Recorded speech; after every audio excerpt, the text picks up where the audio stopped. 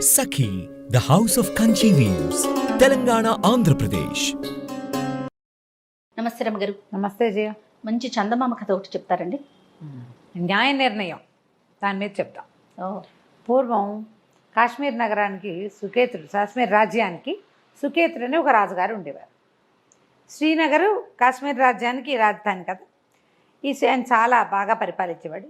అలాగే ఈ శ్రీనగరానికి దగ్గర అంటే ఒక మాదిరి దూరంలో శ్రీనగరం అంత పేరు ప్రఖ్యాతులు ఉన్న ఇంకో నగరం ఉండేది. ఆ నగరంలో ఒక న్యాయాధికారి ఒక ఆయన ఉండేవాడట. చాలా అద్భుతంగా తీర్పులు చెప్పేవాడు. అప్పుడప్పుడు ఆయన చెప్పిన తీర్పుల గురించి శ్రీనగరంలో కూడా చర్చలు వచ్చాయి. శ్రీనగర్లో కూడా చర్చించుకునేవాడు. ఎంతో బాగా తీర్పు చెప్పాడు, ఆయన చాలా బాగా చేస్తాడని వింటూ ఉండేవాడు సుకేత మహారాజు. ఒకనాడు ఆయన ఏమనుకున్నాడంటే, ఏమిటో చూద్దాం.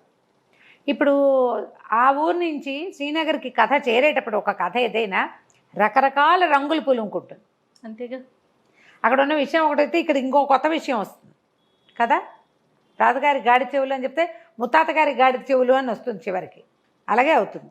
మనమే స్వయంగా వెళ్ళి చూద్దామని ఆయన భావించి ఒకసారి ఏం చేశాడట, సామాన్య దుస్తులు ధరించి తన పంచకళ్యాణి కాకుండా ఒక మామూలు గుర్రం, కొంచెం బలమైన గుర్రాన్ని వేసుకుని, ఆ గుర్రం ఎక్కడుంది, ఆయన శాలలో ఉండేది రెగ్యులర్గా. ఆయన రెగ్యులర్గా తిరగడానికి వాడుకునేది పంచకళ్యాణి కాకుండా ఆ సామాన్య గుర్రాన్ని ఎక్కి ఇంకో నగరానికి వెళ్ళడం మొదలుపెట్టాడు.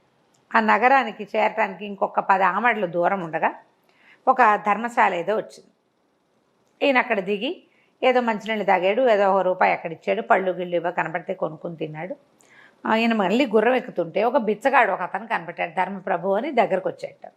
ఈయన ఒక పావలా తీసి వాడి చేతిలో పెట్టబోతే అతను అన్నాడు, బాబా అది కాదండి, శ్రీనగరం వెళ్ళాలి, మరి అడుక్కునేవాడిని కానీ నేను, కాస్త ఏదో ఎవరి ధర్మం మీద అయినా బతికేవాడిని, కానీ వెళ్ళడానికేమో ఏ బండి దొరకలేదండి, మరి వానొచ్చేలాగా ఉంది, మీ గుర్రం ఎక్కించుకుని నన్ను దింపుతారా కాస్త అన్నాడు.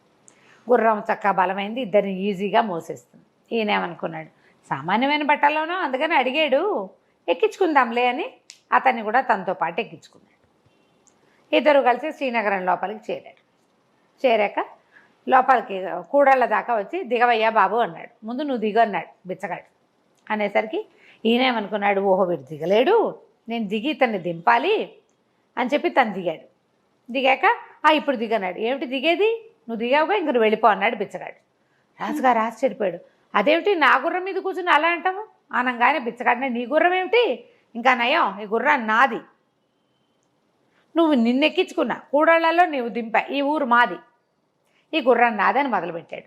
ఈయన ఆశ్చర్యపోయాడు, ఊరిని ఇంత దొంగలదారేమిట్రా నాయన, నువ్వు బిచ్చగాడివి, పద న్యాయాధికారి దగ్గరికి అన్నాడు. అనేసరికి బిచ్చగాడు అన్నాడు, నాకేమన్నా భయం అనుకున్నావా, పిడిరాయల్లే ఉన్నావు, నీకు గుర్రమై ఉందని ఎవరు నమ్ముతారు, నేనంటే కాళ్ళు లేనివాడిని, ఒక కాళ్ళు లేదు నాకు, కుంటి బిచ్చగాడిని నేను, కుంటివాడిని, అందుకని నేను గుర్రం మీద తిరుగుతా, నువ్వు నాకు పిడిరాయల్లే ఉన్నావు, 2 కాళ్ళతో నడుస్తావు, నీ గుర్రం అంటే ఎట్లా నమ్ముతారు, ససేమిరా అన్నాడు. అనేసరికి రాజు ఏమనుకున్నాడు, ఓహో ఎలాగో మనం న్యాయాధికారిని చూడబోదామనుకున్నాం, ఇదే పుచ్చుకెళ్దాం ఎట్లా చెప్తాడోనని ఈ గుర్రాన్ని వెంబడి పెట్టుకుని న్యాయశాలకి వెళ్ళారు. ఓకే. ఈయన కూడా ఎక్కాడు, ఇద్దరు కలిసి అక్కడ దాకా పోయాక సరే ఈయన లోపలికి వెళ్ళాడు.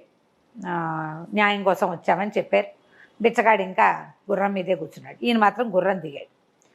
లోపలికి తీసుకెళ్ళారు. న్యాయాధికారి ఎవరినైనా ఏమిటంటే, అయ్యా మాది శ్రీనగరం అండి, నేను ఇక్కడ పని మీద వచ్చాను, ఒక వ్యక్తిని కలుద్దామని, వచ్చే దారిలో ధర్మశాల దగ్గర ఆగాను, అక్కడ ఇతను ఈ కాలు లేని మా కాలుకి చేతి కింద చెక్క కాలు పెట్టుకున్న ఒక అతను నన్ను సహాయం అడిగితే ఎక్కించుకున్నాను బాబు, కూడల దగ్గర దింపుతుంటే ఈ గుర్రం నాదని మొదలుపెట్టాడు, తీసుకొచ్చాను అన్నాడు.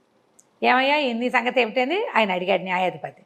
ఈ బుచ్చగాడు అన్నాడు, కుంటి బిచ్చగాడు, కాదండి బాబు, నాకు అసలు కాళ్ళు లేదు, ఒక కాలేమో పూర్తిగా లేదు, మోకాలు దాకా లేదు, 2వ కాలు పాదం దాకా లేదు, నేను కర్రలతోటే నడుస్తానండి, మరి తిరగలేక నేను గుర్రం కొనుక్కున్నాను, నా శక్తి అంతా ధారపోసి, ఈ గుర్రం నాదండి, ఆ రోడ్డు మీద ధర్మశాల దగ్గర ఉండి ఊళ్ళోకి వెళ్ళాలంటుంటే బళ్ళు ఎందుకని పోనీలేమని నేను ఎక్కించుకుంటే ఇట్లా అంటున్నాడండి అన్నాడు. ఆయన ఇద్దరికేసి పరకాయించి చూసి ఓ పని చేయండి, గుర్రాన్ని ఈరోజు మా దగ్గర అట్టి పెట్టండి, రేపొద్దున చెప్తా వెళ్ళిపోండి మీ ఇద్దరు అన్నాడు. అదే సమయానికి ఇంకో ఇద్దరు వచ్చారు. ఒక ఆవిడ మూగావిడని తీసుకుని ఇద్దరు, ఒక కరణం గారు ఒక రైతు. ఆ మూగావిడ తమ భార్య అంటే తమ భార్యని కొట్టుకుంటున్నారు వాళ్ళిద్దరు. ఆమెమో చెప్పలేదు. ఆమె ఏం చెప్పలేదు కదా భర్త ఎవరు అంటే. ఆవిడకి బాగా మాటలు కూడా అర్థం కావు. సరే ఈయన ఏమన్నాడు, ఆ భార్యని ఇక్కడ అట్టుపెట్టి మీ ఇద్దరు బొండి రేపు పొద్దున్న రండి అన్నాడు. అక్కడి నుంచి ఇంకో ఇద్దరు వచ్చారు. ఒకడేమో నూనెగా అనుకోవాడు, వాడు ఒళ్ళంతా అక్కడక్కడ నూనె మరకలు, చేతుల నిండా నూనె జిడ్డు, నూనె మరకలు, వాడు నూనె వాసన వస్తూ. ఇంకొకడు కటికవాడు, అంటే అతను మాంసం కొట్టువాడు అనమాట. అతని చేతిలో ఇంత డబ్బులున్నాయి. డబ్బులుంటే ఏమని చెప్తున్నారు, బాబు నేను నూనె కొనుక్కోవటానికి వచ్చానండి, జేబులో చిల్లర ఎంచుతుంటే ఆ డబ్బులన్నీ నావేనంటున్నాడండి నూనె కొట్టువాడు అని కటికవాడు చెప్పాడు. నూనెవాడు అంటాడు, కాదండి ఈ కటికాయన నా దగ్గరికి వచ్చాడు, ఒక మొహరుకి అంటే బంగారు నాణ్యానికి చిల్లర ఇస్తానంటే నూనె తీసుకుంటానన్నాడు, నేను చిల్లర లెక్కిస్తున్నాను, చిల్లర లెక్కిస్తే మొత్తం చిల్లర నా దగ్గర నుంచి లాగేసుకున్నాడు, తందేనన్నాడు, మొహరు ఇవ్వలేదు, చిల్లర తందేనంటున్నాడండి అన్నాడు. అనేసరికల్లా ఇహ సరే ఈయన ఏమన్నాడు, చిల్లరంతా అక్కడ పెట్టండి, మీ ఇద్దరు వెళ్ళి రేపు పొద్దున్న రండి అన్నాడు. మర్నాడు రాజుగారు వెళ్ళిపోయాడు, కటికవాడు నూనెవాడు వెళ్ళిపోయారు, మన కరణం గారు రైతు కూడా వెళ్ళిపోయారు. మర్నాడు పొద్దున వచ్చారు. పొద్దున వచ్చేసరికల్లా సరే ఈయన ఏం చేశాడు, కరణం గారిని మొదట పిలిచాడు, మీ ఆవిడ మీరు తీసుకుపోండి అని చెప్పి ఆ రైతుకి 50 కొరడా దెబ్బలు కొట్టండి రా వీణ్ణి అని రైతుకి 50 కొరడా దెబ్బలు విధించాడు. ఓకే. రాజుగారు చూస్తున్నాడు, కరణం గారి భార్య ఆవిడ మూగావిడ ఉంది కదా, భర్తను చూడగానే కొంగు కప్పుకుని ఆయన వెనకాల పడి వెళ్ళిపోయి. అక్కడి నుంచి ఈ నూనె కాసులు, నూనెవాడు కటికవాడు, మొత్తం కాసులు చిల్లర నాణ్యాలన్నీ కటికవాడివి. నూనెవాడికి 50 కొరడా దెబ్బలు విధించారు. నువ్వు మోసం చేయడానికి చూసావు, వ్యాపారాల్లో మోసాలు చేయడానికి కుదరదు, ఇంకొకసారి కనుక మళ్ళీ నువ్వు ఇలాంటి అభియోగంతో వచ్చావంటే నీ వ్యాపారపు లైసెన్స్ క్యాన్సిల్ చేస్తామని వాడిని బెదిరించారు.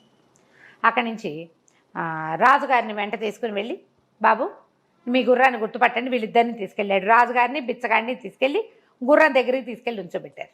ఇక్కడ ఒక 20 గుర్రాలు ఉన్నాయి, ఈ శాలలో మీ గుర్రాన్ని గుర్తుపట్టండి అన్నాడు.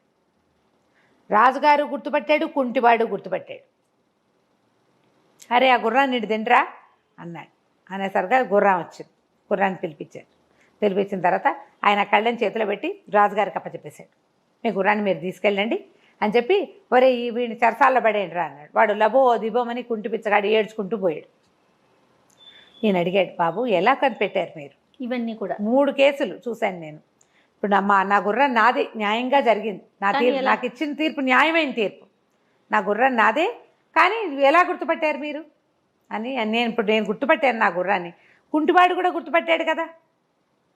కుంటివాడు వాడు 1 గంట ప్రయాణం చేశాడు, 2 గంటలు ఆ గుర్రపు తాలూకు రూపరేఖలన్నీ చూస్తూ ఉన్నాడు. ధర్మశాలలో రాజుగారి లోపల భోజనానికి వెళ్ళాడా, ఏదో తాగడానికి వెళ్ళాడు. వీడు బయట కూర్చుని గుర్రం తాలూకు చెవులు ముక్కు మూతి అన్నీ పరీక్ష చేసి 100 గుర్రాలు కూడా దాన్ని గుర్తుపట్టేంత పరిజ్ఞానాన్ని సంపాదించేసుకున్నాడు. 1 గంట 2 గంటల ప్రయాణం చేశాడు, వాడు గుర్తుపడతాడు న్యాచురల్. అంటే ఆయన పక్కపక్క అనేవాడు, మీరు గుర్తుపట్టడం కాదండి, మీ గుర్రం మిమ్మల్ని గుర్తుపట్టింది. గుర్రము కొత్త వాడిని చూస్తే ఏమీ ఎక్స్ప్రెషన్ ఇవ్వదు, చూస్తూ ఉంటుంది. వీడెవడో నాకెందుకు అని 100 మందిని చూస్తుంది. అది ఎవరిని చూసినా ఎక్స్ప్రెషన్స్ ఇవ్వదు. గుర్రం ఓనర్ని చూస్తే ఎక్స్ప్రెషన్ ఇస్తుంది, అది కళ్ళార్పి చెవులు దిక్కపడుస్తుంది. దానికేసే చూస్తే మనకు అర్థమవుతుంది. పరిచితమైన ముఖం కనపడితే దాని లక్షణం వేరుగా ఉంటుంది, దాని ఓనర్ని అది గుర్తుపడుతుంది, తన మీద స్వారీ చేసే వాడిని అది గుర్తుపట్టేస్తుంది కదా. అంతేగా, మీ గుర్రం మిమ్మల్ని గుర్తుపట్టిందండి, అదే లెక్క, అది మీతో ఉంది, ముష్టి పిచ్చగాడిది కాదు అది, అది వాడెవడో కూడా దానికి తెలియనట్టు కాదు. ఓసారి ఎక్కితే దానికేం లెక్క, రోజు ఎక్కేవాడు, దాన్ని నిమిరేవాడు, దాన్ని కావలించుకునేవాడు, ఆ వాళ్ళు కదా దానికి కావాల్సింది అనేసరికల్ రాజుగారికి ఆశ్చర్యం వేసింది. చాలా బాగా కనిపెట్టారండి, ఈ 2 కేసులు ఎలా చేశారు మీరు అన్నాడు. ఇది కూడా విచిత్రమైనది ఏం కాదు, కన్నగారి భార్యని మా ఇంటికి తీసుకుపోయాను, రాత్రి ఆవిడమ్మ కలం ఇచ్చి పెన్నులో ఇంకుపోయమ్మా అన్నాను. వాడు క్షణాల్లో పోసేసి ఇచ్చేసింది. రోజు చేస్తుంది ఆవిడ పని. రైతు భార్యకి పెన్నులో ఇంకుపోయటం ఎటా వస్తుంది? అంతే కదా, కర్ణంగారి భార్య కాబట్టి ఆయన రాసుకుంటాడు, ఆవిడ పెన్నులో ఇంకుపోసి పెడుతుంది భర్తకి. బాగుంది. కలం దానిలో పోయమంటే చక్కగా పోసేసి మూత పెట్టింది, వేళ కంటలేదు, కింద చుక్క పడలేదు. అంచేత ఆవిడ కర్ణంగారి భార్య అని తెలుసుకున్నాను. తర్వాత ఆవిడ భర్తను చూడగానే కొంగొప్పుకుని ఆయన వెనకాల పడి వెళ్ళిపోయింది, చూసారా అన్నాడు. మరి ఇప్పుడు ఈ కాసులు ఎట్లా కనిపెట్టారండి? చిల్లర అంటే దాందే ఉంది. నూనె గానుగ వాడు వచ్చాడా, చేతులంతా జిడ్డోడుతూ నూనెగా ఉన్నాయి. వాడు చిల్లర లెక్క పెడుతుంటే వాడి చేతిలో నుంచి కటికవాడు లాక్కున్నాడని చెప్పాడు. మరి ఇప్పుడు నూనె చేతులతో కాయిన్స్ లెక్క పెడితే నూనె అంటదా వాటికి? ఇంటికి వెళ్ళంగానే కాసులన్నీ నీళ్ళలో పోసాను, నీటిలో పోస్తే వాటి మీద ఉన్న జిడ్డంతా తేలాలి, కానీ ఆ కాసుల మీద జిడ్డే లేదు, అవి చిన్న ఏదు వాసన వస్తున్నాయి. ఓకే. మరి అతను మాంసం కొట్టులో ఉంటాడు, అదే, అదే. ఎంతో కొంత మాంసపు వాసన అంటదు వాటికి. కాబట్టి ఆ కాసులు పూర్తిగా కటికవాడివే. వాడే లెక్క తీస్తుంటే డబ్బులు తీసి లెక్క పెట్టుకుంటాడు నూనె కొనుక్కోవడానికి. ఈ నూనె వాడికి దురదొచ్చింది ఆ డబ్బులను చూసేసరికి. అవి లాక్కోవడానికి ఎత్తేసాడు. వాటి మీద ఏ జిడ్డు లేదు, ఆ చిల్లరంతా నాదని ఇతను అంటున్నాడు. కానీ అది జరగలేదనేసరికి రాజు చాలా ఆశ్చర్యపోయాడు సుకేతుడు. మంచి సరదా వచ్చింది ఆయనకి. థ్యాంక్స్ చెప్పి తన గుర్రాన్ని తీసుకుని శ్రీనగరానికి వెళ్ళిపోయి ఓ 10 రోజుల తర్వాత చక్కగా రాజలాంఛనాలతోటి ఈ నగరానికి ఈ న్యాయాధికారిని పిలిపించుకుని తన దగ్గరే శాశ్వతంగా అట్టపెట్టుకున్నాడు. ఎందుకంటే అతను పొరపాటు పడ్డు, తప్పులు చేయకుండా ఉండడానికి మ్యాక్సిమం ప్రయత్నం చేస్తాడు. న్యాయమైన ఐడియాలు తెలివితోటి చేస్తాడు. ఎంత తెలివిగా ఉన్నాయి చూడు, మూడు విషయాలు. కూడాను. ఇలాంటి తెలివిగల నిర్ణయాలు చేసేవాళ్ళు పాతకాలపు న్యాయాధికారులు. సాక్ష్యాల మీదే ఆధారపడకుండా తమ బుర్రని వాడేవాళ్ళు అనమాట. కథ కంచికి మనం ఇంటికి. సూపర్. నమస్తే రమ్య. నమస్తే.